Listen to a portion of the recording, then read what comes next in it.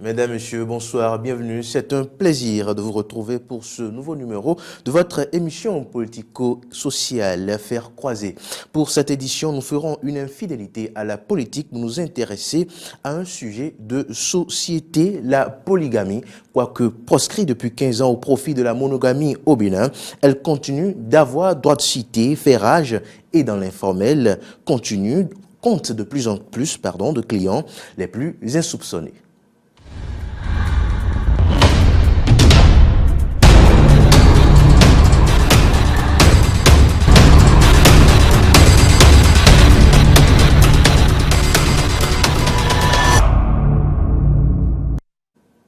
Eh bien, passage de la polygamie à la monogamie, 15 ans après, quel bilan? C'est le thème que nous abordons aujourd'hui avec nos deux invités. Lucienne Aliko, épouse Ogouman, elle est spécialiste des sciences du mariage et de la famille. Madame, bonsoir. Bonsoir, monsieur le journaliste. En face de vous, nous avons Zéphirin Aouga, il est philosophe. Monsieur Zéphirin, bonsoir. Bonsoir, monsieur Serlan, merci pour l'invitation. Merci à vous deux d'avoir répondu présent à notre invitation. Eh bien, seul le mariage monogamique est reconnu, article 141 du Code des personnes de la famille de 2004. Mais avant d'en arriver là, le Bénin a eu un long chemin sur ce terrain. Il a fallu plus de 4 décennies après l'indépendance au Bénin avant de réformer son droit de la famille. Avant 2004, le pays était régi par 2 échelles de valeurs. Le coutumier de 1931 qui portait en son sein quelques dispositions attentatoires à la dignité de la femme comme le lévirat, les rites de veuvage et puis l'excision et puis d'autres choses qui n'étaient pas respectueux de la dignité de la femme. Et puis le code civil français de 1958 qui a été révisé plusieurs fois sans que ces changements ne soient répertoriés, sinon n'aient de répercussions dans l'ordonnancement juridique du Bénin. En 1996, la Cour constitutionnelle rend une décision par laquelle le coutumier de 31 n'a plus de force exécutoire. Mais déjà courant en 1995, un projet de loi sur les personnes avait été déposé sur la table des députés, mais traité de code de la famille, de la femme, traité très tôt de code de la femme, ce code, son étude a été repoussée sans limite. Il a fallu 2002 pour que les députés s'y intéressent. Et là, les femmes avaient marché sur l'Assemblée nationale, vous vous en souvenez. Avril 2002, il a été voté en juin 2002. Et puis, mais la même année, 2002, ce code a été jugé inconstitutionnel par la Cour constitutionnelle. Sinon, quelques dispositions de ce code, car il maintenait, bien évidemment, la polygamie et interdisait à la femme de garder son nom de jeune fille. Et puis, de 2002, il a fallu encore quelques années pour les députés avant d'obtempérer aux injonctions de la Cour constitutionnelle. Là, nous sommes en 2004. Les députés ont donc obtempéré aux injonctions, comme je le disais, de la Cour constitutionnelle en supprimant les dispositions qui posaient problème, notamment la polygamie. Le 24 août, ce code a été promulgué en 2004. Voilà, il a fallu du chemin pour qu'aujourd'hui le Bénin soit un État où seule la polygamie est droit de cité. Madame Ogouman, qu'est-ce qui justifiait la polygamie dans notre pays Est-Dahomey, actuel Bénin, et cette volonté des hommes de maintenir la polygamie comme règle de la société? Merci, monsieur Fréjus. La polygamie ne date pas d'aujourd'hui. Elle a toujours existé du temps de nos aïeux. Celui qui avait beaucoup de femmes avait la richesse parce que il avait la main-d'œuvre gratuite. Il avait beaucoup d'enfants qu'il pouvait utiliser pour les travaux champêtres. Et il était considéré dans son milieu. Dans son milieu, il était considéré, on trouvait qu'il avait du cran, il avait beaucoup de récoltes et il était à l'aise dans son milieu. Donc, la polygamie date de longtemps, très longtemps même. C'est pour ça que pour l'éradiquer dans nos mœurs, là, c'est très difficile. Et je crois que ça va être encore plus difficile Donc, à l'origine, à la base, la polygamie permettait aux hommes de subvenir aux charges du ménage parce qu'ayant plusieurs femmes, ces femmes ont des tâches différentes qu'elles exécutaient. C'est bien cela, si nous comprenons. Bien sûr. Il fallait, en dehors des exigences maritales, il fallait aller au champ, et aller fendre du bois, aller labourer, aller récolter, rentrer les semences quand les récoltes sont déjà faites dans les champs, il faut les rentrer à la maison. Et celui qui a beaucoup de femmes, c'est comme s'il avait le pouvoir dans le temps. Et il était très considéré par ses confrères du milieu. Merci, Madame Ogouman. Zéphirin Aouga, est-ce que vous avez la même perception, la même conception de la polygamie que Madame Ogouman? Est-ce que dans le temps, dans la jeunesse de la polygamie, est-ce que c'était pour permettre à l'homme d'avoir plus de main-d'œuvre, de moyens pour s'occuper de ces différentes tâches dans le ménage? Oui, c'est exactement, je crois que ce qu'elle vient de dire est réel. La polygamie date de très très longtemps et elle a évolué avec l'existence de l'homme sur Terre. Et vous avez tout au début, ce que faisaient les humains, c'était les travaux un peu rudes, où on a besoin quand même de la main-d'œuvre, de la force pour pouvoir réussir. Donc après la chasse, il y a beaucoup plus l'agriculture. Et c'était les premières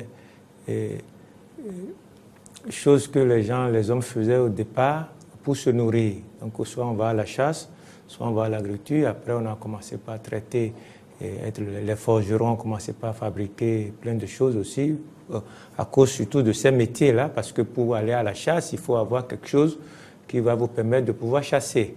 Et si vous devez aller aussi faire de l'agriculture, il faut toujours avoir aussi des instruments. Donc il y a les forgerons, il y a les chasseurs, il y a les agriculteurs. Donc surtout dans le domaine de l'agriculture, on a besoin de la main-d'œuvre. Et l'agriculture surtout, ça permet aux gens de se nourrir. Et pour vivre, il faudrait que vous puissiez vous nourrir. Et dans le temps, si vous arrivez quand même à vous nourrir suffisamment, donc ça dit qu'à pouvoir produire en abondance, et bien naturellement, vous avez la richesse. Et pour le faire, il faut les bras valides. Donc, il faut beaucoup d'enfants. Il faut aussi, pour avoir beaucoup d'enfants, naturellement, il faut avoir au moins un minimum de 2 ou 3 femmes. Donc, là, la polygamie était quelque chose qui était conçu de manière qui était comme un besoin dans le temps. Un besoin. Maintenant, elle a pris d'autres dimensions. Elle a pris d'autres dimensions, même sur le plan purement politique aussi. Au niveau des royautés, tout ça là, bon, on pouvait aller se marier dans une autre région juste pour sceller les amitiés, pour faire ça, alors que déjà on a déjà une femme chez soi. Vous voyez? Donc, ça a pris beaucoup d'orientation dans le temps. Et jusqu'à aujourd'hui, on ne peut pas dire que nous sommes à l'abri de cela. Il est vrai qu'il y a une loi, mais les lois qui sont prises aussi, c'est par rapport à l'évolution de la société et par rapport à la production et à l'économie. Et l'économie, et aussi, il y a le problème de la succession. La succession au niveau de la famille, comment est-ce qu'on transfère les richesses aux enfants. Donc c'est tout ça qui fait que finalement, on est en train de glisser de la polygamie à la monogamie, parce que nous sommes beaucoup plus dans un régime capitaliste maintenant, un peu partout, et les gens, pour conserver les richesses, conserver les biens et tout, bon, les gens pensent que c'est plus facile dans la monogamie que dans la polygamie. Merci beaucoup, Zéphirin Oga. Nous sommes bien loin de ce temps-là où on avait besoin de beaucoup de femmes pour les envoyer au champ, etc. La société, elle a évolué, les femmes sont scolarisées, et puis elles sont instruites désormais dans l'administration, elles sont des femmes de pouvoir dans nos assemblées, dans le gouvernement, dans les sociétés d'État et même à l'international. Eh bien, ce temps-là est arrivé, et puis ces femmes-là ont dit, eh bien non, cette pratique de la polygamie, elle est contraire à notre constitution, aux dispositions de notre constitution qui disent que l'homme et la femme et tous les citoyens sont égaux. Et puis, elle cite davantage les instruments internationaux ratifiés par le Bénin pour promouvoir l'égalité homme-femme, pour protéger les droits de la femme. Donc, essentiellement, le discours avant 2004, des discours en 92, 97, etc., a été que ce régime-là créait une sorte d'inégalité dans la société parce que permettant à l'homme de prendre plusieurs femmes et ne permettant pas à la femme de prendre plusieurs hommes. C'est l'argument phare qui a milité, qui a amené les femmes à marcher sur l'Assemblée nationale à plusieurs reprises, à faire du lobbying pour parvenir à obtenir, comment on appelle, ce régime monogamique-là. Madame Ogouman, est-ce que cet argument-là, pour vous, elle était valable? L'argument qui est le plus valable selon moi, c'est l'humiliation et la discrimination qui entoure cette histoire de polygamie. À bien penser, la polygamie ne profite qu'aux hommes parce qu'ils sont tout puissants, ils peuvent faire de la femme qui est à la maison ce qu'ils veulent. Ils ne tiennent même plus compte de la première femme. Quand ils en prennent une deuxième, une troisième, disons même une cinquième, pourquoi pas? Ils ont le pouvoir à la maison parce qu'ils sont polygames. La femme n'est rien. Pour eux, la femme n'est rien. On peut la battre, on peut l'assujettir, on peut lui créer toutes les misères, puisqu'on sait qu'elle n'a pas droit, elle n'a pas la voix pour se défendre. Puisque tous les hommes sont d'accord, la plupart des hommes sont d'accord sur la polygamie. Oui, mais... Parce que ça leur profite. Selon moi, la polygamie, là, c'est une gangrène. Merci, Madame Okouba. Zéphirin Aouga, vous partagez cette philosophie-là de Madame, celle-là même qui a guidé les femmes à réclamer le régime monogamique. Oui. Ça a créé une discrimination et une humiliation pour les femmes. Et il fallait la bannir, selon vous, oui, la polygamie? Oui, selon des cas, et puis les femmes, les mères, selon des cas, il y a des expériences où la polygamie, c'est les gens qui ont vécu cela, ont gardé vraiment des séquelles, des souffrances, et il y a eu beaucoup de souffrances. Donc, ce n'est pas le fait de la polygamie, c'est le fait des individus, de ceux-là qui se retrouvent dans la polygamie, puisque ce n'est pas dans toutes les familles polygamiques qu'il y a eu des problèmes. Il est vrai que, selon ce que Madame dit, dans le temps, la superpuissance de l'homme est telle que il y a eu beaucoup de laisser-aller, c'est-à-dire que les hommes avaient tellement le champ libre et de faire ce qu'ils pouvaient faire, de faire tout ce qu'ils voulaient, et se retrouvant dans ce domaine polygamique, les femmes n'ont pas tellement de marge de manœuvre, elles sont soumises beaucoup plus parce que dès lors que vous n'êtes pas seul, qu'il s'agit on parle de sentiments d'abord avant d'être l'épouse d'un homme, on parle de sentiments.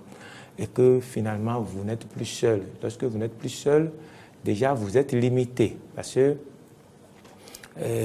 quand vous allez vouloir influencer un peu votre mari, il a toutes les raisons de ne pas vous regarder parce que Et votre seconde est prête à accepter ce qu'il veut. Et en ce moment-là, ça joue un peu sur les femmes. Ça joue un peu sur les femmes. Maintenant, si vous êtes 3, 4, 5, maintenant, ça dépend de qui se retrouve en situation de polygamie. Et tout le monde n'est pas méchant, tout le monde n'est pas, n'a pas la répartie et ne cherche pas à être équitable. Parce que, au fait, parfois, ce n'est pas quelque chose qu'on veut. Ça peut vous tomber dessus. Hein? Parfois même, c'est votre femme même qui vous dit, comme nous sommes dans telle situation, je préfère que, pour l'amour, pour tout ce que tu... Parce que je ne voudrais pas que tu souffres. J'ai vu que peut-être que je n'arrive pas à te donner d'enfant et que tu souffres. Mais si c'est à cause de moi, je te concède, tu peux toujours aller chercher. Dans nos villages, il y a des cas comme ça, où c'est la première femme même qui accepte, qui dit, je préfère que tu fasses ça. Maintenant, ça dépend de l'homme. L'homme là, si il est d'un niveau donné et qu'il sait que dans la vie, il faut tendre vers la justice, c'est à lui de savoir organiser sa famille pour que tout le monde puisse s'y retrouver en paix. En paix. Mais le dire là, on peut le dire facilement, mais dans la pratique, souvent, il y a plein de ratés qui font que ce que madame dit, on peut le dire, mais la polygamie, c'est un phénomène de société qui ne peut jamais disparaître, qui ne peut jamais disparaître. Et je crois qu'à des moments donnés, ça joue aussi un rôle positif. On va en arriver dans le débat. Il n'y a pas que du mal. Il n'y a pas que du mal. Il y a beaucoup de bien dans la polygamie, mais il est vrai que sa gestion fait endurer beaucoup de souffrances aux femmes aussi. Et même aussi à l'homme, peut-être aux enfants. Mais il y a beaucoup de choses aussi, beaucoup de qualités qu'on acquiert aussi dans ce régime-là. Madame Ogouman, M. Zéphirin Aouga disait tout à l'heure que la polygamie en soi, ce régime, n'est pas mauvais. Mais cela dépend de qui est polygame, de ces acteurs-là qui animent la polygamie. Êtes-vous d'accord avec cette affirmation? Moi, je ne peux pas être d'accord avec cette affirmation. Parce que vous savez que, en réalité, l'amour ne se partage pas. Quand vous aimez un homme, vous auriez voulu l'avoir pour vous seul, de façon exclusive.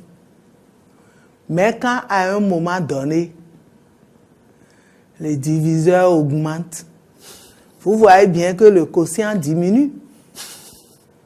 Donc, dans ces cas, la femme est frustrée parce que ce que le mari lui faisait, l'attention que son mari lui témoignait, la tendresse dont elle bénéficiait, tout ça là tombe à terre. Et elle-même, elle ne se sent plus à l'aise. Parce que veut la femme? La femme veut qu'on la regarde. La femme veut qu'on lui donne quand même un pas de pouvoir dans sa maison. Elle est la maîtresse de maison. Quand elle est seule, elle jouit d'une certaine puissance. Dans sa maison, sur son mari, sur ses enfants et sur son entourage. Mais dès qu'il y a d'autres éléments qui viennent pour partager, ça fait mal. Et soyons honnêtes, ça fait très mal.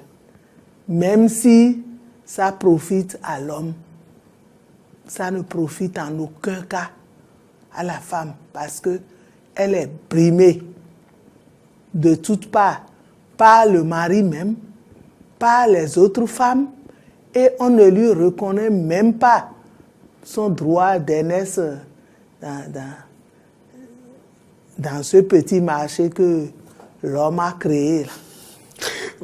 Madame Gouma, M. Zéphirin a donné un exemple tout à l'heure de ces familles polygames où, par la bonne gestion de l'humain, que par le mari quand même, l'ambiance a été de tout temps une très bonne et conviviale.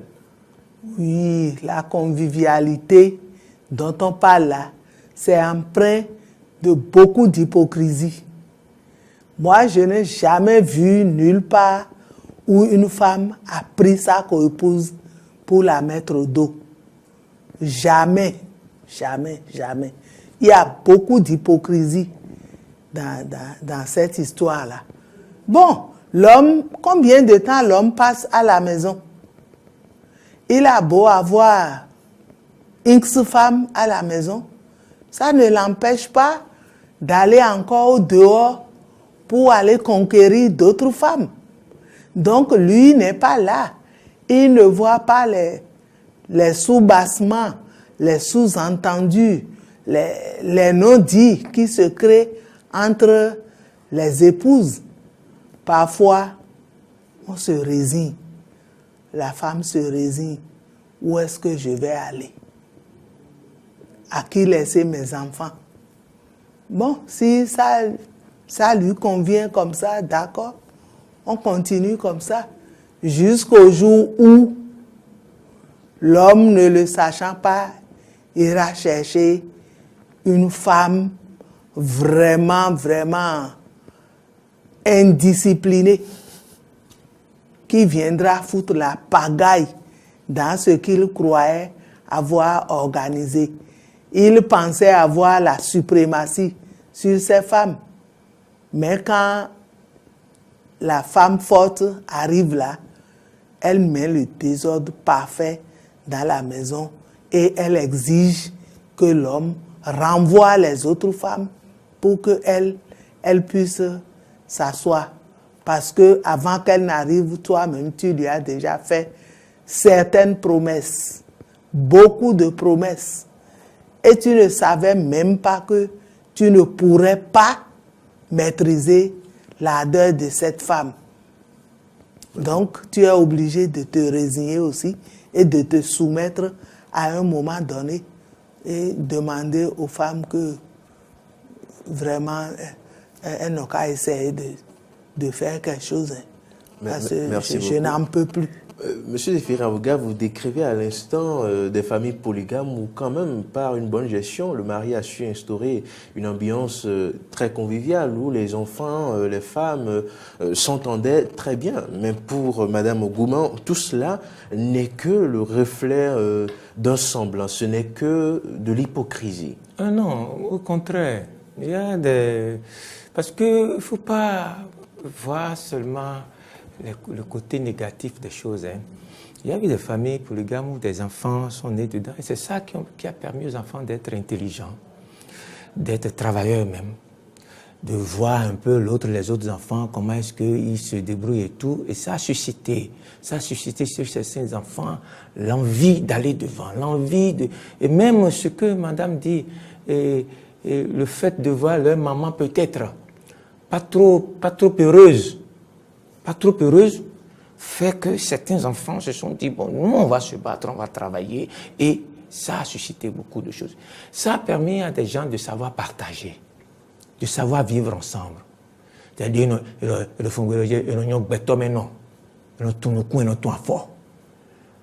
donc, il y a ce que madame dit que je ne rejette pas, mais il y a que, à son âge, je crois que nous... Elle sait ce que c'est que la polygamie, même si elle n'en a pas vécu, ses parents, à son âge, ses parents, c'est sûr, ou bien dans sa famille, elle connaît des gens. C'est fait, et ces enfants-là naissent dedans. On mange ensemble, on fait tout ensemble. Ce qu'elle dit ce qu'elle est en train de décrire comme on fait du semblant, on fait l'hypocrisie, d'accord. Mais tout ça éduque. Où les enfants sont éveillés, ils comprennent. Quand vous parlez, et vous n'avez pas besoin d'insulter avant qu'on ne comprenne ce que vous êtes en train de dire. Tout ça là, aujourd'hui, beaucoup de gens, tous ceux qui se retrouvent un peu aujourd'hui à l'Assemblée, tout ça là, combien de gens, nos aînés, tout ça là, combien sont issus de familles monogamiques? Il n'y en a pas beaucoup. Il n'y en a pas beaucoup. Mais ça n'a pas empêché à ma grande sœur ou à d'autres comme de transcender et de devenir ce qu'ils sont devenus. Et donc le problème n'est pas forcément le problème de la polygamie. C'est-à-dire que l'être humain veut toujours avoir quelque chose pour lui tout seul. Alors c'est un problème de partage. Et elle a dit que nous sommes dans un domaine sentimental et que le sentiment, on ne peut pas le partager. Mais dans d'autres philosophies, dans d'autres cultures, on peut partager même le sentiment. Et même dans d'autres régions, on parle de la polyandrie, où c'est le contraire qu'on voit carrément, où c'est la femme qui a la possibilité d'avoir plusieurs maris. Et ça, c'est dans d'autres cultures. On a d'autres cultures, ici par exemple, que si nous prenons peut-être la dot, c'est l'homme qui doit doter la femme, mais il y a dans d'autres cultures, c'est la femme qui doit doter son mari. Donc, tout n'est pas mauvais. Moi, je pense que ça dépend de celui qui gère la polygamie, de comment il le gère. Et dans la religion, je prends seulement une seule religion chez les musulmans. Et qu'est-ce qu'ils ont dit? On ne vous demande pas, le prophète n'a jamais dit aux gens, allez, soyez polygames. Non. C'est sur condition. Si vous êtes capable de l'être, que vous en avez les moyens matériels, les moyens psychologiques, eh bien, vous pouvez y aller. Donc, fondamentalement, il est beaucoup plus question de la gestion de la polygamie. Et c'est au niveau de cette gestion-là qu'il y a peut-être problème que la polygamie elle-même en tant que mode de société ou de constitution de la famille et tout ça là, c'est beaucoup plus la gestion. La gestion. Sinon, dans les familles monogamiques, mais tout n'est pas rose. Tout n'est pas rose. Ce que Madame Aliko vient de décrire, parlant de la femme forte qui vient. Mais aujourd'hui, des couples, vous allez voir des couples monogamiques, où au début, tout est beau, on a quitté l'église, on a fait le mariage, tout est beau dans la maison, le monsieur qui est un bon lettré, un intellectuel, grand cadre de l'administration et tout. Mais à un certain âge, lorsque le courant ne passe plus, vous allez dans cette maison-là, mais vous n'allez pas, vous serez étonné de voir que mais tout est fichu. Parce que c'est quoi? Madame qui est dans un couple monogamique, qui a déjà vu ses enfants qui sont devenus grands, et il y en a qui sont en Europe, qui sont en France, aux États-Unis, partout, et que maintenant, elle n'a plus rien à tirer. Elle n'a plus rien à tirer de monsieur. Et que peut-être sur un malentendu et tout, vous allez dans cette maison-là, mais c'est à 70 ans, c'est papa même qui fait sa cuisine. Les enfants sont déjà en France et tout. Et les enfants, comme nous tous, que ce soit filles, hommes, nous aimons beaucoup plus nos mamans, parce que nous venons d'elles. Nous venons d'elles. Les enfants, souvent, prennent fait et cause pour leur maman. Et vous allez voir papa à côté, si Dieu fait qu'il a sa pension, il se débrouille, il se cherche, il y en a plein dans Cotonou. Plein dans Cotonou. Donc le problème, c'est un problème de gestion. Que ce soit la monogamie, que ce soit la polygamie, c'est un problème de gestion. Nul n'est à l'abri des petits problèmes. Et même quand nous parlons de succession, même des enfants monogamiques, ou après le décès de leur maman, où il se pose une question de succession, mais ça n'a jamais été l'union, ça n'a jamais été l'union, la concorde, l'amour, donc qu'on chante, non. Donc l'amour, l'affection, la concorde, tout ça là ne dépend pas du régime soit monogamique ou polygamique. Non. Ça dépend de la culture, des valeurs que les parents ont essayé de semer dans le cœur des enfants. Vous pouvez être dans un régime polygamique et être quelqu'un de très bon, est un enfant bien éduqué, qui aime son prochain, qui sait partager, qui a la patience, qui a la capacité de gérer les conflits. Aujourd'hui, nous sommes en politique, nous sommes en train de dire il n'y aura pas d'élection sans opposition, tout ça là. Mais si vous êtes quelqu'un, vous n'avez jamais vécu dans des situations difficiles et tout, vous ne saurez pas comment gérer les choses, comment accepter l'autre, comment vivre dans la précarité et accepter même de partager. C'est cela aussi. Donc, je crois que, et aujourd'hui, la société, ce que nous réserve la société aujourd'hui, on a vu, et quand vous faites le rapport des femmes et des hommes, quand vous faites le pourcentage, il y a plus de femmes que d'hommes. Et madame a dit quelque chose de très correct, que l'homme peut avoir 10 femmes à la maison, il court en ville, il en cherche d'autres, parce qu'il y a plus de femmes que d'hommes. Et toutes les femmes ont besoin d'avoir... Nous reviendrons à cela dans un instant, Zéphirin. Aouga, il est clair sur cet angle-là, pour madame, c'est le système même polygamique qui crée le problème. Le fait même qu'un homme ait la possibilité d'engranger 1, 2, 3 femmes, c'est ça qui crée le problème. Pour vous, ce n'est pas le cas. C'est le problème de la gestion. Ça dépend de qui est polygame et d'avec qui il est polygame. Voilà. Eh bien, et même au niveau des femmes, les avis ne sont pas unanimes. Toutes les femmes ne partagent pas ce régime polygamique-là, de la monogamie. Vous l'avez dit tout à l'heure, il y a ce pourcentage-là de femmes qui dépasse légèrement les hommes en circulation, si on peut le dire comme ça. Eh bien, il y a une internaute, Zénabou, qui dit ceci: je me demande pourquoi nous devons forcément faire comme les autres. Nos réalités ne sont pas les mêmes. Il faut permettre à la femme de choisir la polygamie que d'avoir à la subir. Madame Ogouman, que répondez-vous à votre jeune sœur qui demande qu'il faut légaliser, réglementer la polygamie afin de permettre aux jeunes femmes de choisir la polygamie que d'avoir à la subir? Bon, comme vous le savez, la vie est un choix. Et choisir, c'est renoncer à tout le reste. Si on permet à la femme de choisir la polygamie, elle ne sait même pas de quel côté elle va tomber. Comme l'a dit M. Aouga tout à l'heure, c'est une affaire de gestion. Si tu as la chance et que tu tombes sur un homme responsable, un homme accueillant, un homme bien éduqué qui ne veut pas te faire souffrir, là, tu vas dire que tu es bien tombé. Mais si tu choisis d'aller dans un foyer polygame où les autres qui étaient là étaient assises de côté et que toi aussi tu arrives et tu veux t'imposer, vous voyez que ça va être très, très, très, très difficile parce que celles qui étaient là ne vont pas te laisser t'installer facilement non plus.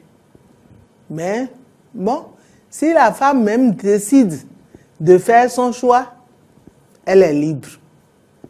Elle n'est pas si libre. Pensez-vous que, comme les députés en 2002, ce code qui a été déposé sur la table des députés en 1995 et finalement voté en 2002, le législateur a voulu concilier les mœurs et puis la modernité en maintenant le régime polygamique, quitte à l'homme de choisir avec quel régime il veut fonctionner dans son mariage. Et chaque femme étant consciente de ce que cet homme est déjà marié, je veux être la seconde épouse, la troisième épouse, d'avoir à choisir. Est-ce que vous pensez, comme ces législateurs-là en 1995, en 2002, et comme cette jeune dame qui vient de parler, est-ce qu'on devrait revenir à ce code-là, légitimer, légaliser la polygamie afin de permettre aux uns et aux autres de choisir? Non, même le code en question, ça demeure codé.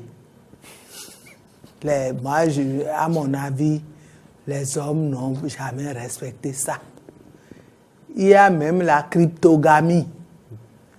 La polygamie, au moins, tu sais, tu es à la maison, tu sais que tu as une coépouse et que vous vivez ensemble. Donc nous sommes 3, 4, 5, même 10, pourquoi pas, autour du même homme.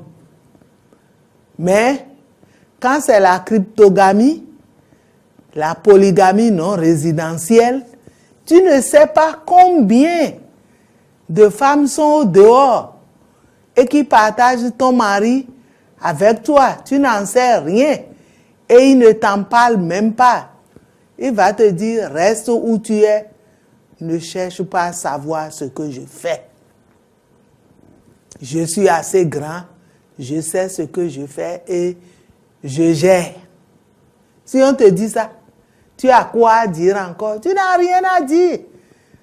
Tu le laisses gérer jusqu'au moment où il n'en pourra plus. C'est tout. Sinon, code, ça exige la monogamie.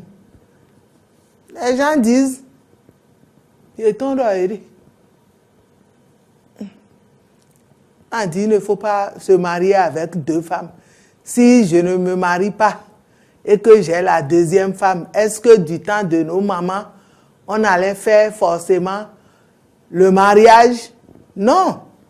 Je prends la femme, elle me fait des enfants, les enfants signent mon nom, terminé.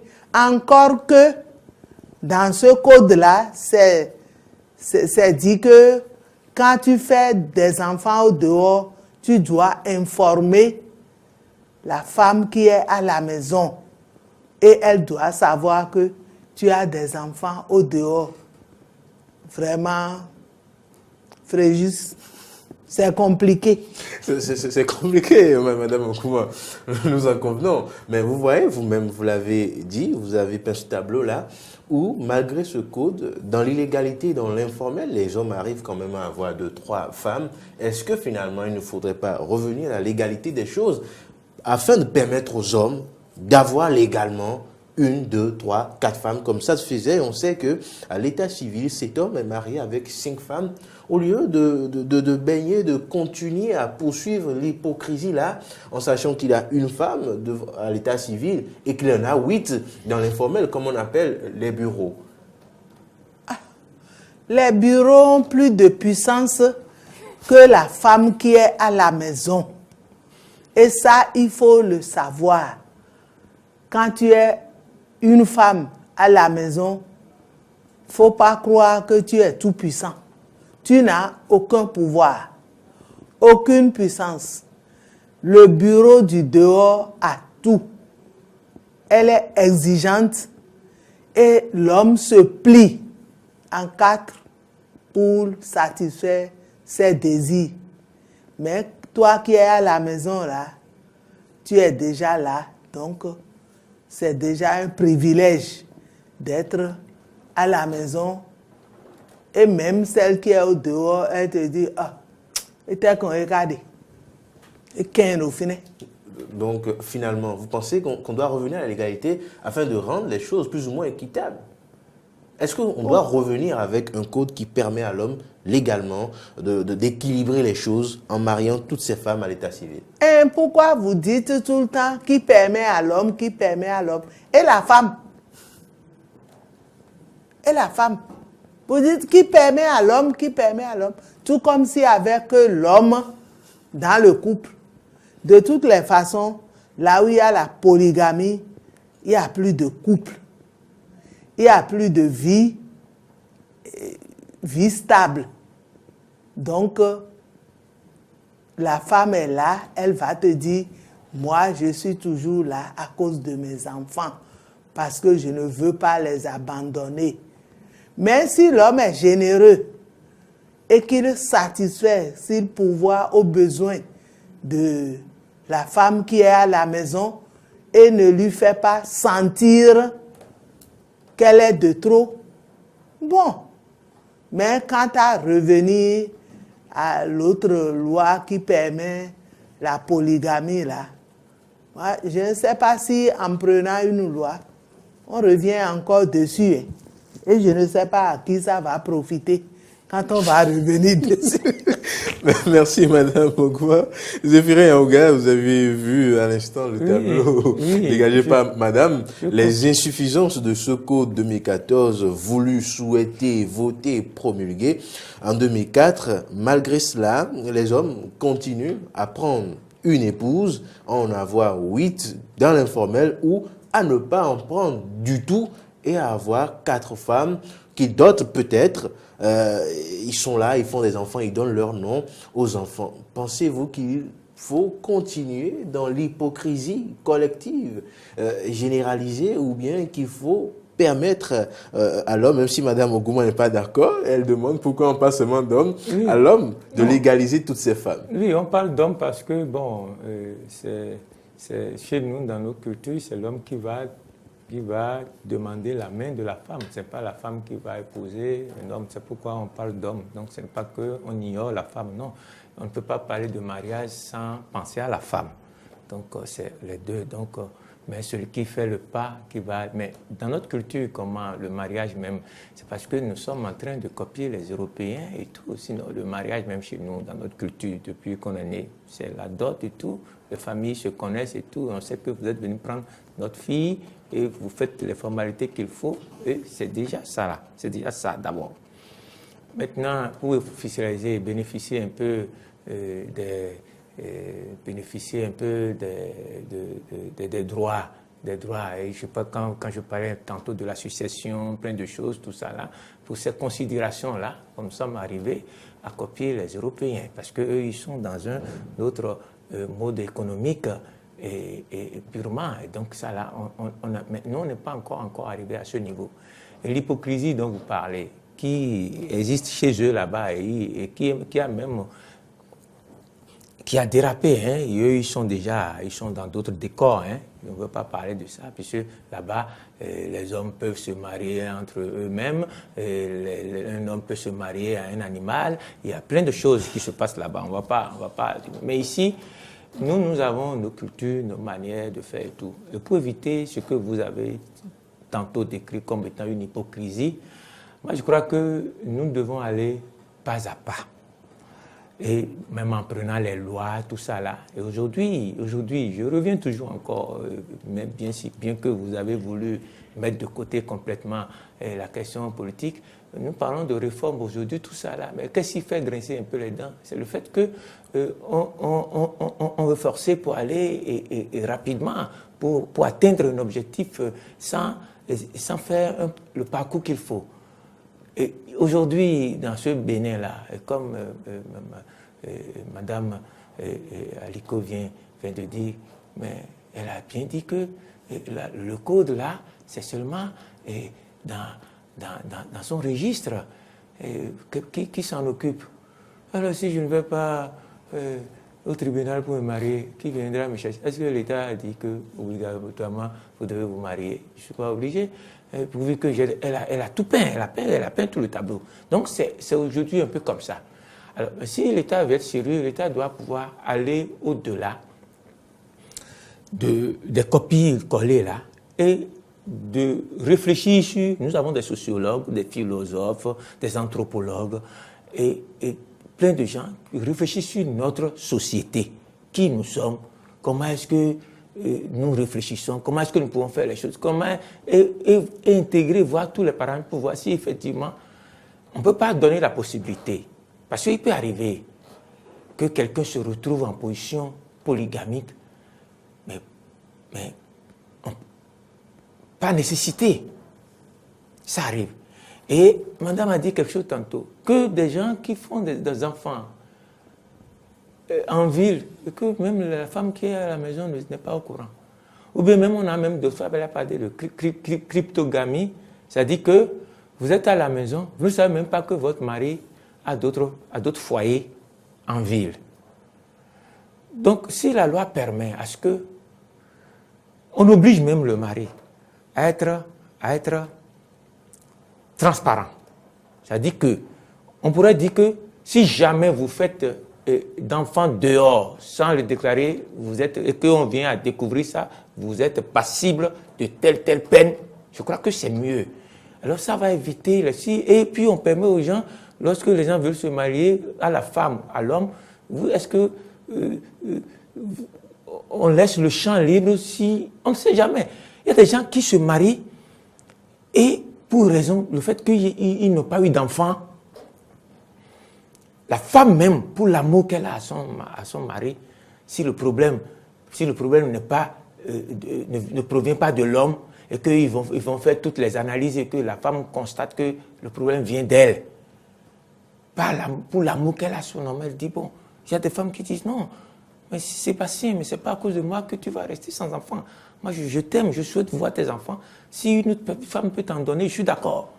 Alors, des cas comme ça, il y en a plein. Et lorsqu'on se retrouve dans un cas du genre et que nous sommes dans un pays où on interdit la polygamie, alors que les deux là s'aiment, la femme qui se retrouve et qui finalement se rend compte que Dieu ne lui a pas donné la grâce d'avoir d'enfants, elle aime son mari.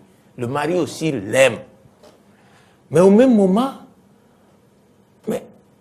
tout être humain voudrait qu'après lui, parce que tout n'est pas que l'argent, tout n'est pas que l'argent sur terre. L'être humain, c'est la richesse la plus fondamentale, c'est l'être humain. Alors, le mari aussi aurait voulu quand même avoir un héritier. Avec tout ce qu'on fait, tous les biens qu'on a, il faudrait qu'on puisse les léguer à quelqu'un. Bon, donc, dans ce cas, et que nous nous retrouvons dans un régime où la polygamie est interdite, voilà que la femme même à la maison, qui se rend compte qu'elle est en difficulté, et que pour l'amour qu'elle a, elle ne veut pas être égoïste. Elle demande à son homme, tu peux aller chercher une autre femme. Et l'homme qui dit, mais même si je dois le faire, il faudrait que tu sois là, je ne vais pas te répudier, je ne veux pas, nous n'allons pas divorcer à cause de ça. Alors nous allons rester ensemble, pourvu que celle qui vient, on lui explique la situation et qu'elle comprenne, qu'elle accepte.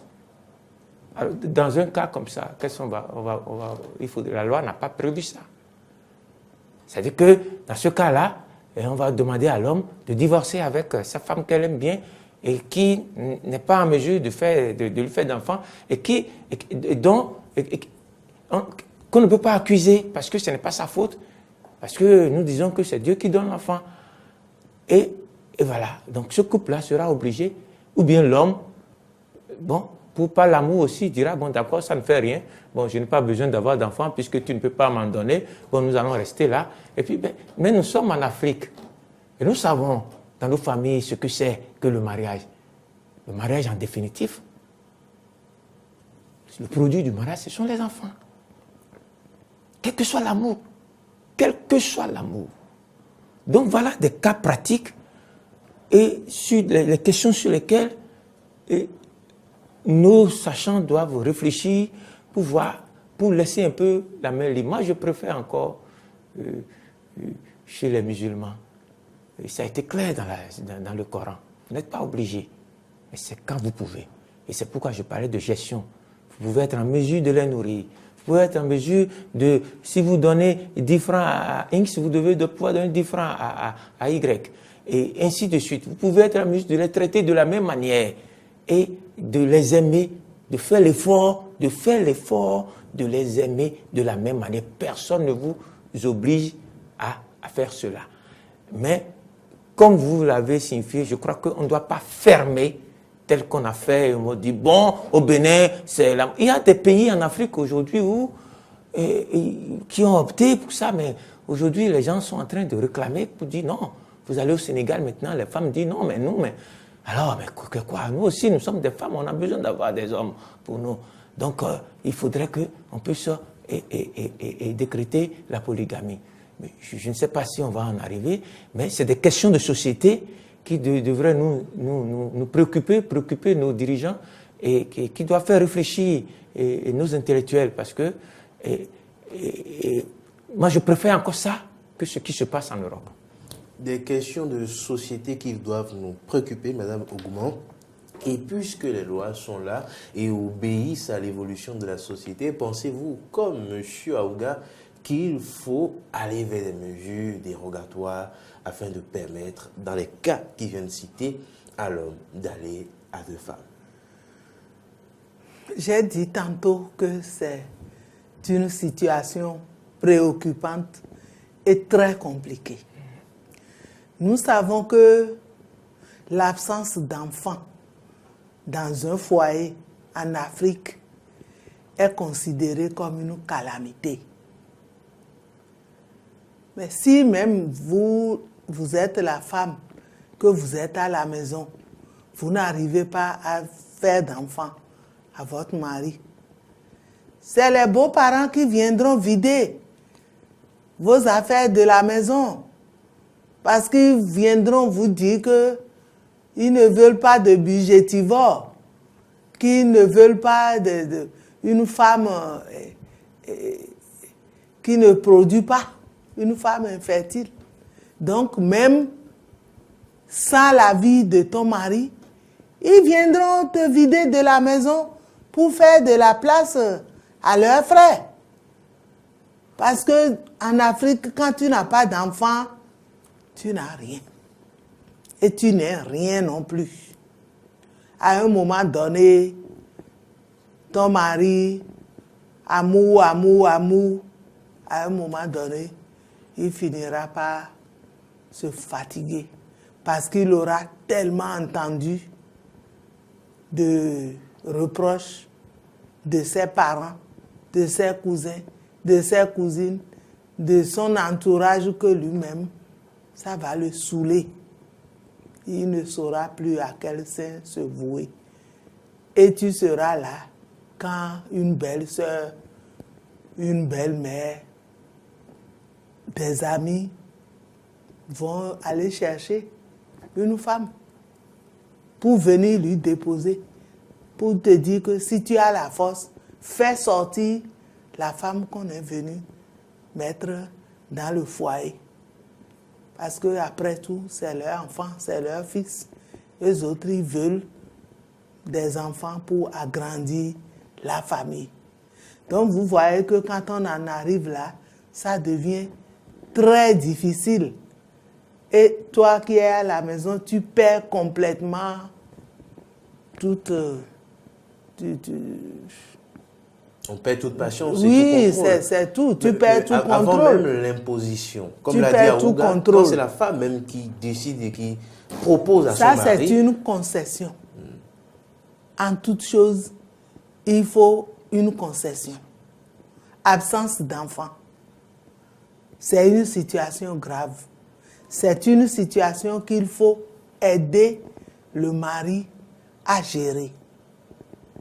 Mais c'est qu'à un moment donné, celle qui vient à la maison, ou bien même si elle reste au dehors et qu'elle fait des enfants, elle commence à t'embêter. Elle commence à t'embêter. À un moment donné, l'homme voit que c'est elle qui a la suprématie pour toi, sur toi. Si tu n'es pas d'accord, madame, tu peux partir. Tu peux partir là, tu as déjà 50 ans, 60 ans. Tu vas aller où? Qui veut encore d'une femme de 3e âge ou bien de 4e âge? Il y en a qui en veulent. de par le monde. Mais il y en a bien d'hommes. On ne va pas citer des hommes, mais on connaît d'hommes passionnés, de jeunes passionnés par les femmes de 3e âge. Mais dans ces situations-là, où la femme... Non, là, propose, on peut faire une concession. Mais pensez-vous que cette concession-là, il faut prendre des dispositions dans notre arsenal juridique pour légaliser cette concession? Mais la loi dit qu'il ne faut pas faire de mariage civil. Mais la loi n'a jamais dit qu'il ne peut pas faire d'enfants à d'autres femmes. Mais la seconde femme dans cette situation, à qui on fait d'enfants, qui dit qu'elle n'a pas envie de mariage? Qui dit qu'elle ne veut pas porter le nom d'un homme et être appelée madame et jouir des mêmes droits que celle qui a été portée devant le maire? Est-ce qu'il ne faut pas permettre des mesures dérogatoires afin que lorsqu'il y a consensus entre le mari et son épouse, de permettre que l'homme, pour des besoins de la progéniture de sa descendance, puisse se marier légalement à une seconde épouse qui est en mesure de lui faire des enfants? C'est déjà écrit dans le code des personnes et de la famille qui a plus d'enfants naturels. Tout enfant est légitime.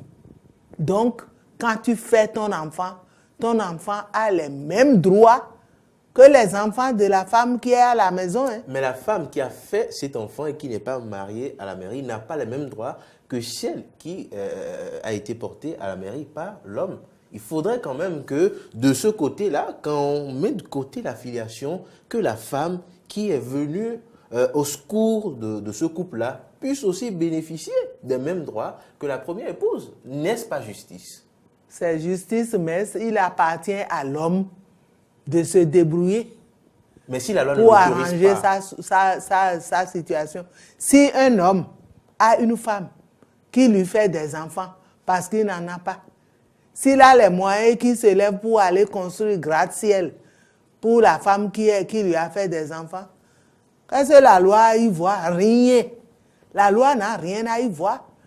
C'est lui qui connaît les moyens qu'il a et c'est lui qui sait ce qu'il veut laisser à ses enfants. Donc, comme disait M. Aouga, c'est encore problème de gestion et de responsabilité. Tu sais que la loi a interdit. Mais qui a dit qu'on ne peut pas contourner la loi? Ça, personne ne l'a dit. La loi interdit de faire 2 mariages, deux fois le mariage civil avec 2 femmes. Et voilà que tu es dans la nécessité. Tu fais tes enfants, tu as les moyens, tu vas acheter maison, tu scolarises tes enfants, tu leur assures une éducation et tu les mets à l'aise. Tu dois leur ouvrir des comptes d'épargne. Tu dois prendre tes responsabilités et t'occuper de tes enfants. Qui vous dit que les femmes qui sont dans les foyers polygames là, qu'elles ont tout ça? Non. Il y a ce que M. Aouga a dit. Il a dit que rien ne nous garantit que même dans le foyer monogame, tout est rose. Et c'est très juste. C'est très juste. Tout n'est pas rose. On essaie de faire avec. Mais si l'homme a les moyens, qu'est-ce qui l'empêche de construire gratte-ciel pour la femme qui lui a fait des enfants? Est-ce que celle qui est à la maison ira arracher les biens qu'il a donnés à celle qui est au dehors? Non. La preuve est que vous pouvez être à la maison et votre mari construit une maison à étage et remet à celle qui est au dehors. Elle peut même être sa maîtresse. Il lui remet ça avec clé en main alors que vous êtes à la maison, tu n'as rien. Merci beaucoup, Mme Ogouma. Il faut non pas légaliser cette situation, mais contourner la loi. Zéphirin Oga, êtes-vous de cet avis? Dans ce dernier exemple-là, la loi interdit ça. Hein. Si celle à qui on remet maison clé en main, elle n'est pas mariée légalement avec vous et que celle qui est à la maison est mariée, si elle est au courant, elle peut intenter des actions au niveau de la justice. Mais on revient toujours sur le fait que tout est question de gestion, comme j'ai dit, tout est question des individus, de l'éducation que nous donnons. La polygamie, on ne peut pas se lever pour dire, on ne peut pas dire la polygamie, c'est une bonne chose. On ne peut pas dire que la monogamie aussi, c'est une bonne chose. La monogamie aussi, c'est une vision économique. C'est sur la base d'une conception économique de la vie, où les capitalistes pensent que, il faut transmettre l'héritage, il faut sauvegarder les biens et tout ça là. Et puis, un peu capitaliste qu'on a adopté. La monogamie, ça a ses problèmes, mais ce n'est pas aussi mauvais que ça. Sur ce point, rapidement, Mme Ogouma proposait à l'homme qui se retrouve dans une situation où il est obligé de prendre une seconde femme, non pas de ressentir le besoin de marier la seconde, mais de contourner la loi, en lui garantissant tout ce dont elle a besoin. Est-ce que vous pensiez qu'il faut ainsi contrôler la loi ou bien est-ce qu'il faut plaider pour que la loi puisse permettre des mesures dérogatoires, envisager des mesures dérogatoires afin de permettre à l'homme de rendre justice à la seconde femme en l'amenant devant le maire aussi? Oui, ce que dit madame, elle a raison. Hein. Ça se fait déjà. Hein. Et ça se fait. Plus, c'est ce qui se fait d'ailleurs. C'est ce qui est courant, malgré l'existence de cette loi-là. C'est ce qu'elle dit là. C'est ce qui est, que tout le monde fait là. C'est ce qui se fait. Il y a très peu d'hommes courageux aujourd'hui, avec la loi et tout, qui, de nos jours, hein, si vous n'êtes pas courageux, il y a très peu d'hommes qui vivent avec 2 femmes chez eux à la maison. Il y en a très peu aujourd'hui. Hein, ce n'est plus comme avant. Nos grands-parents savaient comment faire ça. Hein. C'est en même temps bien fait, vite fait, et puis rapidement, bon, vous vous retrouvez à 4 à 5. Mais aujourd'hui, les gens, bon, ils commettent des impairs en ville et tout, et puis bon, ça leur tombe dessus, bon, ils sont obligés de garder, et puis ça devient une femme, ou bien ça c'est un second bureau et tout, et on gère, madame qui est à la maison n'est au courant de rien. Mais moi je suis contre ça. Je suis contre ça. Je suis on peut s'assumer. Si ces 2 femmes, vous appelez celle qui est à la maison, vous lui dites la vérité, vous discutez, comme elle a dit, faites une concession, et vous discutez. Maintenant, le problème légal que vous êtes en train de poser, que si on se retrouve dans ce cas où, peut-être c'est pour raison de fait de ne pas pouvoir procréer, avoir d'enfants qui cause le problème, ou bien si c'est pour une autre raison carrément, où on se retrouve à faire des concessions, est-ce que la seconde qui arrive, est-ce qu'elle pourra prétendre aller au tribunal, aller à la mairie avec son homme? Est-ce qu'elle peut avoir ce besoin-là? Elle peut bien le vouloir. Mais ça dépend de l'homme. Parce que c'est quoi? Ça ne dépend pas forcément de l'homme puisque la loi ne le permet pas. Oui. La question ici, est-ce qu'il faut que le législateur prévoit une mesure dérogatoire pour permettre à l'homme de satisfaire à cette exigence? Oui, moi je suis pour que l'on ne ferme pas,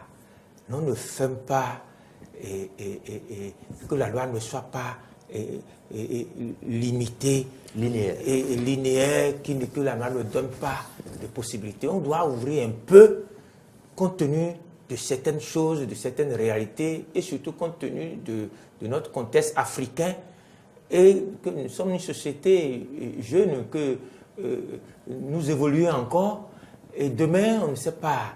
Et donc, on doit ouvrir un peu, parce que ce qui se fait là maintenant, beaucoup de femmes vont se retrouver sur le carreau, sans hommes qui vont se marier. Et ce que madame a décrit tantôt là, c'est ça qui sera légion. C'est-à-dire qu'on aura beaucoup de femmes mariées hors c'est-à-dire que hors mariage, c'est-à-dire qu'en couple ou en relation matrimoniale, mais hors mariage, illicite, et que les individus même vont légaliser à leur manière en faisant ce que dit madame, construire maison, éduquer, envoyer ceci, on va s'en occuper, sans tenir compte de la loi. Mais je crois que si nous devons continuer à vivre dans une société comme ça, mais il y aura un problème à la longue. Donc, par rapport à cela, il serait préférable que la loi puisse être proactive et percevoir déjà le danger que l'on est en train de courir en imposant uniquement la polygamie, la monogamie, que le danger qu'on est en train de courir à la longue et ouvrir un peu et permettre à ce que, selon des contextes donnés, que l'on puisse être en mesure d'avoir 2 femmes légalement ou mais pourquoi pas? Il y a les musulmans dans ce pays qui ont 3 femmes. Alors, que dit la loi par rapport à ça, par exemple? Mais pourtant, c'est une réalité qui existe même avant cette loi-là. Et même avant la religion, dans les justes, dans les coutumes de ce pays. Oui. Or, cette religion que vous citez, la règle était que l'homme avait cette possibilité de se marier à 2-3 femmes. Et c'est d'ailleurs ce que les députés voulaient faire en 2002, en voulant concilier la modernité eh bien, à ces réalités-là. Voilà. Madame Ogouman, Oui. 15 ans après cette volonté, après avoir satisfait cette volonté des femmes en voulant rétablir l'égalité homme-femme, en instaurant la polygamie, quel bilan faites-vous aujourd'hui? Est-ce que ce code-là a pu résoudre fondamentalement le problème des femmes dans le couple? À mon avis, les résultats sont mitigés. Hein. Les résultats sont mitigés. Vous avez parlé tout à l'heure des musulmans. Ça, c'est lié à la religion. C'est comme les catholiques. Le mariage sacrement exige que l'on prenne une seule femme. C'est une femme, un mari. C'est l'exclusivité, la fidélité. Il faut vivre dans la vérité. Bon. Maintenant, à côté de ça, nous savons que celui qui va au mariage sacrement a choisi. Donc, il sait déjà que c'est une exigence du mariage qu'il veut faire. Donc, il a choisi. Mais ici, maintenant, c'est la loi qui l'exige pour nous. C'est la loi qui l'exige. À mon avis, je dis que c'est compliqué. Parce que quand les hommes même ouvrent la bouche, ils disent, mais il faut 13 femmes et demie pour un homme. Vous allez trouver la demi où? Donc, il y a tellement de femmes que on ne peut pas s'attacher à une seule femme. Dans ces conditions, qu'est-ce qu'il faut faire? 15 ans après, moi je connais même des jeunes qui sont très friands de la polygamie. Ils disent, ah, quand tu es polygame, tu es à l'aise. Parce que ça te profite. Ça te profite parce que tu as le temps de surfer sur tous les bords. Tu n'as pas de job. Tu trouves une femme qui dit qu'elle t'aime. L'autre aussi t'aime. La troisième aussi t'aime. Mais tu es heureux. Là, tu deviens un polygame heureux. Tu n'as même pas besoin d'aller à la mairie. Parce que si tu vas à la mairie, tu iras encore louer, sale. Et c'est avec de l'argent que tu vas louer ça. Tu iras faire des papiers. Alors que si tu évolues dans l'informel, tu as 2, 3 enfants. Et papa est arrivé, les enfants, venez. Tu ne perds rien. Tu es un polygame heureux. Encore faut-il être vraiment heureux dans ce cas-là. Parce que un jour, tout ça là, les femmes vont t'abandonner et partir. Parce que tu n'amènes jamais rien. En résumé, quel bilan faites-vous Moi, je dis que c'est un bilan mitigé. C'est un bilan mitigé. C'est un bilan mitigé. Parce que est-ce que ça a résolu des problèmes? Ça n'a pas encore résolu les problèmes. Parce que celle qui est à la maison n'est pas à l'aise. Elle est tout le temps aux aguets.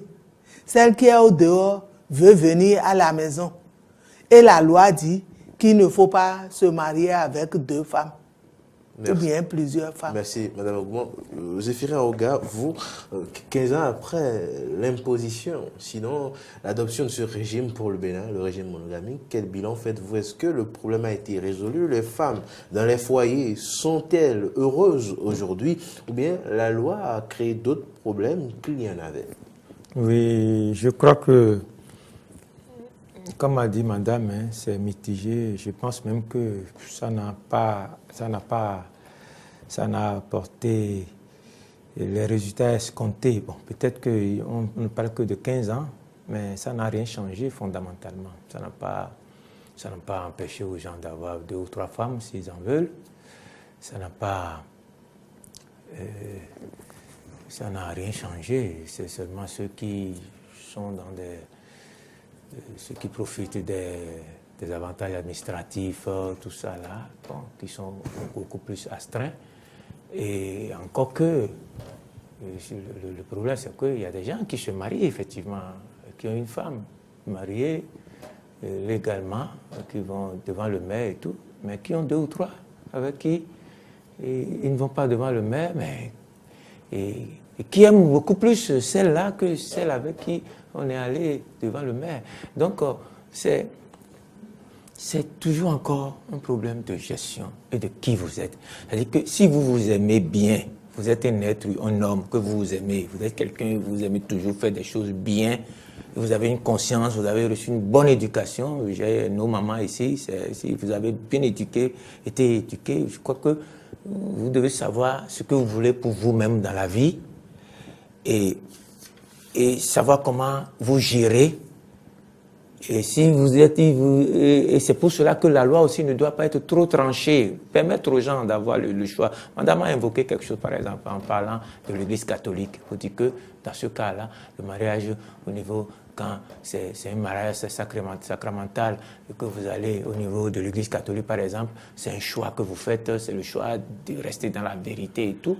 Et au même moment, au niveau le Coran dit autre chose. Le Coran ne refuse pas ça. Mais donne l'ouverture sur la possibilité, l'homme qui a la mesure, la capacité, qui a tout, qui peut vivre dans un mariage polygamique, puisse le faire. L'essentiel, c'est qu'il soit astreint aux exigences, qu'il puisse s'occuper correctement de ses femmes, les nourrir correctement, de subvenir à leurs besoins au même titre et de manière équitable. S'il le fait, c'est tout. Moi, je crois que la loi aussi doit croiser ces deux réalités-là et permettre à ce que le citoyen puisse avoir la possibilité de choisir par lui-même, mais pas à imposer aux gens pour dire non, au Bénin, c'est régime monogamique, point barre. Non, je crois que c'est une erreur. Je crois que à force de progresser, on finira par revenir sur ça.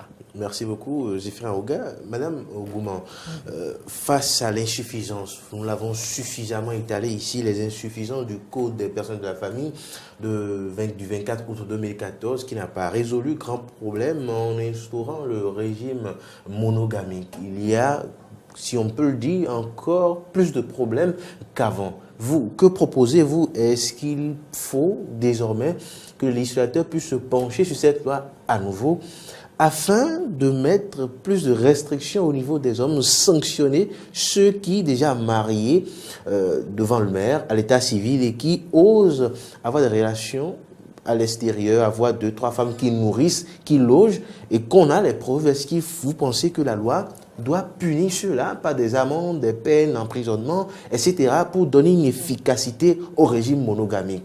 Est-ce que vous le pensez, ou bien que proposez-vous pour rendre cette loi plus efficace, plus dynamique, parce qu'en l'état, elle ne règle aucun problème? Non, on n'ira pas jusqu'à l'emprisonnement, ceci, cela. Moi, je dirais simplement que chacun n'a qu'à agir selon son cœur. C'est simplement tout ce que j'ai à dire. Parce que nous sommes créés libres et nous devons nous auto-gérer. Ce n'est pas le législateur qui viendra te faire ton lit à la maison. Tu as une femme, tu as 2 femmes, tu as 3 femmes. La vie est un choix. Et choisir, c'est renoncer à tout le reste. Je vous remercie. Merci beaucoup. Une petite parenthèse avant de mettre fin à l'émission. En parlant d'insuffisance, l'un comme l'autre, vous aviez reconnu qu'aujourd'hui, une fois mariée devant le maire, les hommes prenaient 2, 3 femmes, comme on aime le dire, au dehors des bureaux, et que celles qui ne sont pas à la maison cherchent à rentrer à la maison. Et cela crée une guerre froide. Il y a une vidéo d'une célèbre artiste chanteuse qui circule depuis peu, quelques jours sur le net, où elle aborde le sujet en révélant une réalité que tout le monde sait.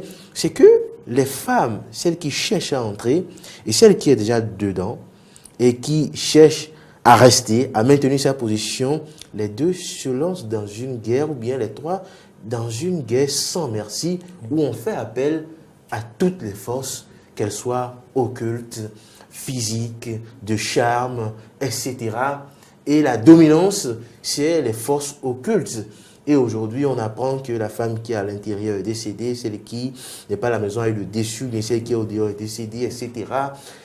Madame Ogouman, vous, avec votre expérience, votre position, c'est la jeunesse qui est au cœur de ce problème aujourd'hui, où de jeunes couples, ou de 20 ans, 22 ans, 23 ans, 24 ans, 25 ans, 30 ans, ont déjà 2-3 épouses, où ces jeunes dames, dans la fleur de l'âge, sont obligées de se pencher sur ces pratiques occultes afin de garder les hommes. Qu'avez-vous à leur dire aujourd'hui? Non, moi, je trouve que c'est simplement malheureux. On n'a pas besoin de faire toutes ces acrobaties pour garder un homme à la maison. Si tu as déjà la chance d'être aimé par l'homme et que tu vis avec lui, mais essaie de déployer de bons caractères pour le maintenir à la maison. Montre-lui que tu l'aimes. Sois honnête avec lui. Sois fidèle avec lui. Occupe-toi de ses problèmes. Sois à l'écoute de ses préoccupations et essaie d'éduquer correctement les enfants que vous avez eus. Transmets-leur de bonnes valeurs et priez beaucoup. Et sachez que la vie est très courte. Vous n'avez pas besoin d'aller vous lancer dans une guerre jusqu'à ce que mort s'en suive. Non, dans cette vie, tout ce qu'on fait, on va toujours rendre compte à Dieu parce que nous ne sommes pas venus pour perdurer sur terre, nous ne sommes que de passage et nous devons faire très attention à tout ce que nous faisons parce que nous irons rendre compte un jour. Si tu tues quelqu'un, tu iras rendre compte. Il vaut mieux vivre dans le droit chemin et laisser chacun vivre sa vie parce que toute vie humaine est précieuse. Merci beaucoup, Zéphirin Oga. Nous l'avons suffisamment dit avant au temps de nos parents, peut-être à votre temps, nous qui sommes encore jeunes, nous ne connaissons que ce régime, mais avant vous aviez la possibilité de rendre justice à toutes les femmes que vous avez choisies, que vous aimez, en les amenant tous à la mairie, qu'elles soient 10, 20. Aujourd'hui, il n'y en a qu'une seule qui est amenée à la mairie, qui est à la maison, et celles qui sont au dehors cherchent à avoir cette place-là. Elles sont capables et elles se lancent, vous le savez, dans les pratiques occultes pour empêcher, pour chasser ou tuer carrément, comme on doit le dire, celle qui est à l'intérieur, juste pour avoir cette place, parce qu'un code a décidé que l'homme n'a plus que la possibilité de se marier légalement à une seule femme, alors que les autres veulent aller dans ce mariage et n'ont plus cette possibilité-là. La loi a créé ce problème-là. Aujourd'hui, il y a cette guerre entre les femmes à l'intérieur comme de l'extérieur avec ces pratiques occultes que nous dénonçons. Qu'avez-vous à dire à ces femmes qui se lancent dans cette guerre, ces jeunes femmes, parfois trop jeunes?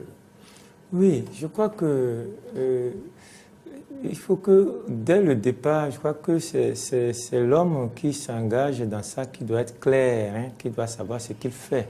Au fait, ce n'est pas le problème de la femme à la maison, ou même des femmes qu'on a vues en ville.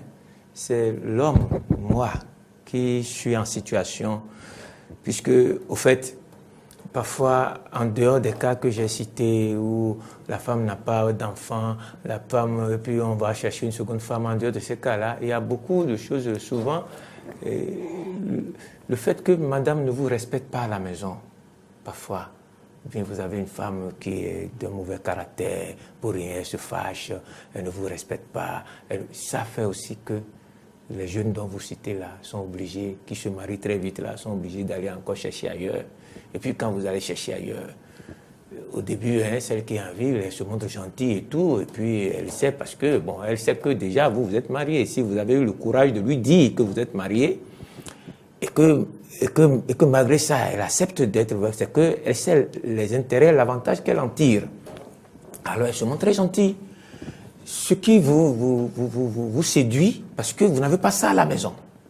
Et subitement, vous tombez dedans, et puis vous arrivez à vous retrouver avec, à 30 ans, vous avez déjà 2 ou 3 femmes, et puis bon, il faut gérer. Maintenant, si vous n'êtes pas un homme de caractère, qui aime d'abord, qui a été bien éduqué, qui aime la justice, et qui craint pour sa vie aussi, parce qu'il ne suffit pas d'être en relation et tout, il faut être quelqu'un qui sait ce qu'il veut, et qui craint pour sa vie et qui ne veut pas qu'il y ait des problèmes.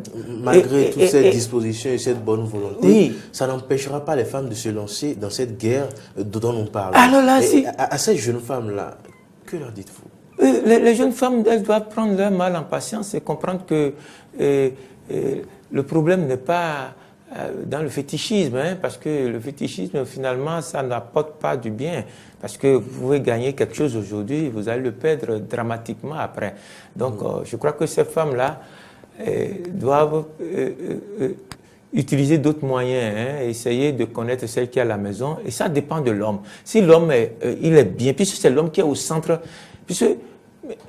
Toujours un problème de gestion. C'est un problème de gestion. C'est l'homme qui est au centre et qui veut créer l'équipe là. Si vous êtes un entraîneur d'une équipe de football, c'est exactement ça.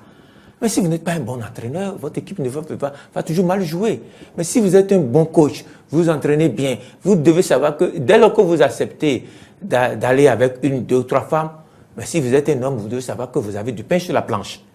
Ce n'est plus l'affaire des femmes, Ce n'est plus l'affaire des femmes. C'est vous, l'homme, qui doit être à la mesure de l'équipe que vous avez mise en place pour que l'équipe ou bien l'orchestre puisse jouer en symphonie. Ça va dépendre du maître de chant.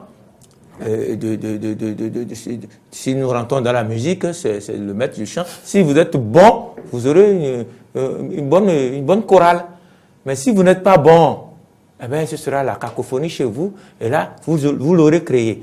Mais aux femmes qui se retrouvent dans ces situations-là, je crois qu'elles doivent comprendre que rien ne s'obtient dans ces petits jeux occultes-là, et qu'il vaudrait mieux vivre en fraternité et essayer de faire les choses de manière honnête, irresponsable, que de s'adonner à ces pratiques-là. Dernière question avant votre mot de la fin.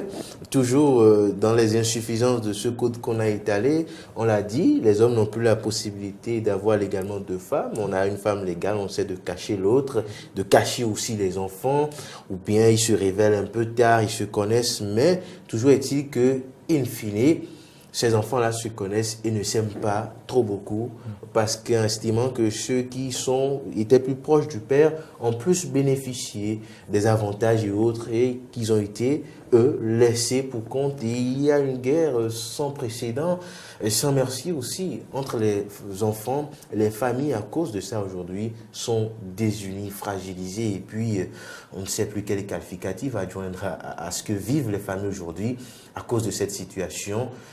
Un mot déchu, Madame Ogouma. Ces enfants déchirés, meurtris.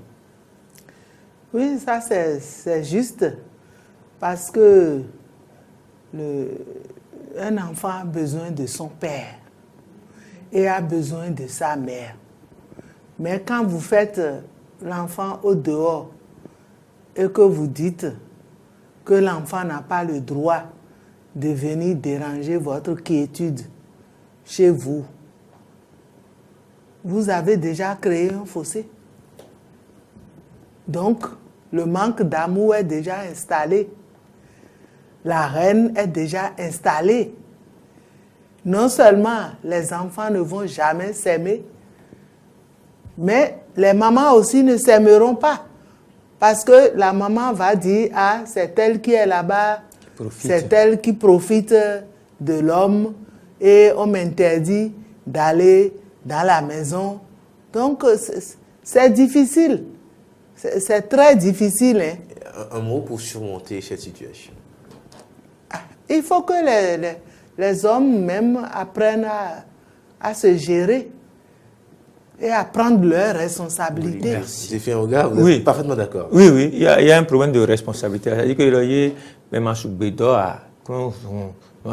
c'est-à-dire que si vous ne pouvez pas dormir dehors, si vous ne pouvez pas passer la nuit à la belle étoile, ce n'est pas la peine de devenir fou. C'est-à-dire que, donc, il appartient aux hommes de savoir gérer. Moi, je préfère encore, je veux insister sur la responsabilité pour finir. Je n'accepte pas qu'on soit dans la polygamie et qu'une femme est là-bas, l'autre est ici.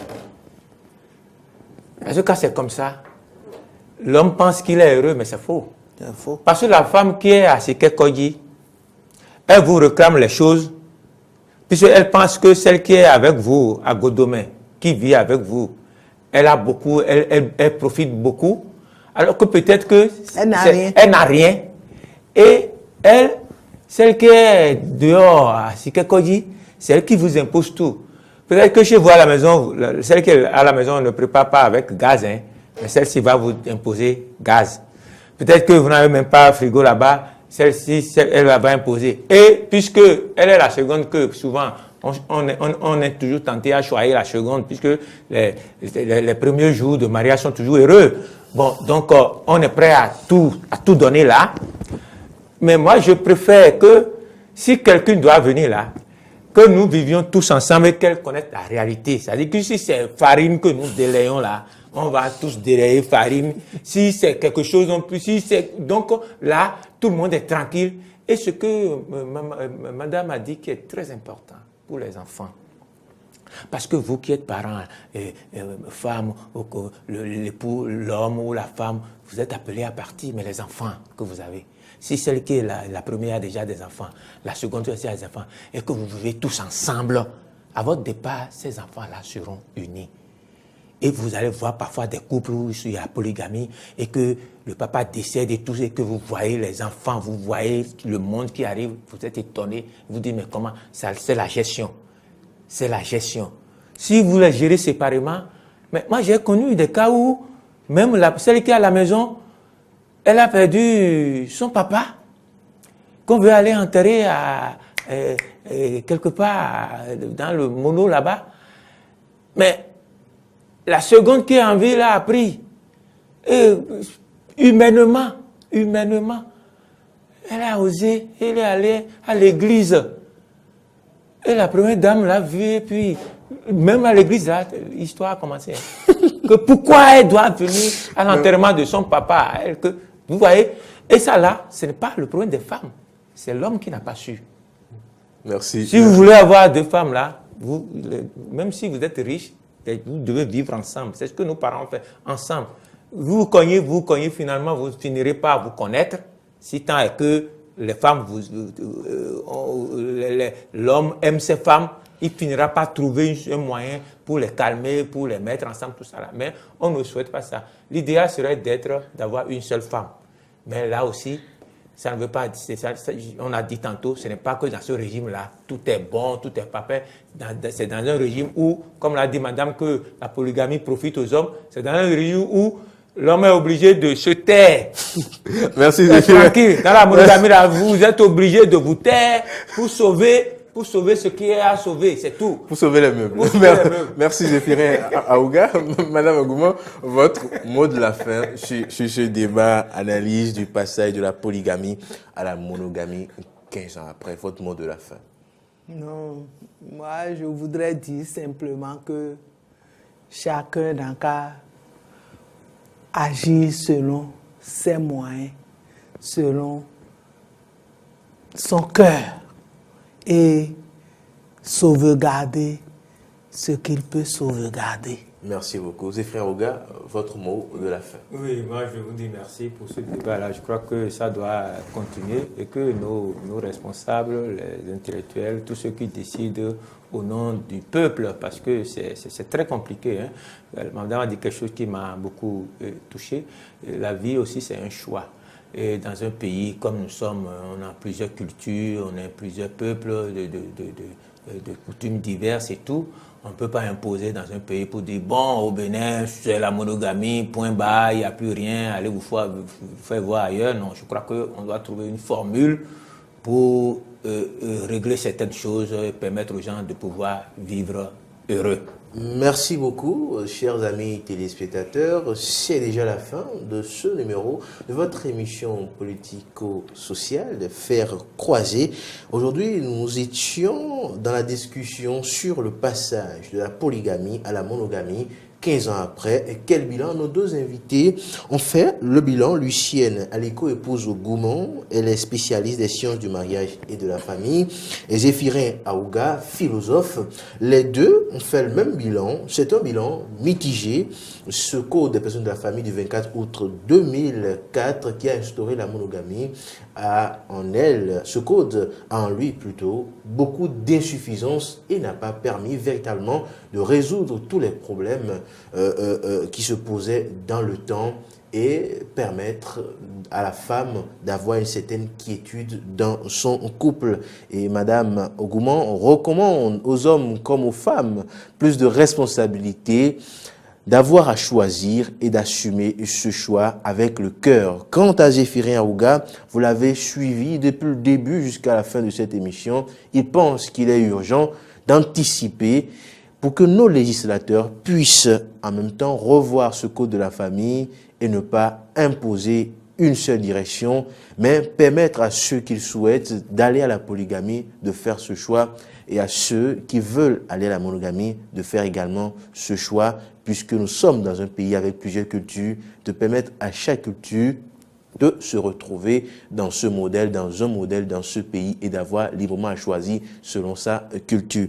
Eh bien, c'est la fin de ce débat. Nous allons continuer, peut-être ici, peut-être ailleurs. Merci à vous pour la fidélité. À bientôt.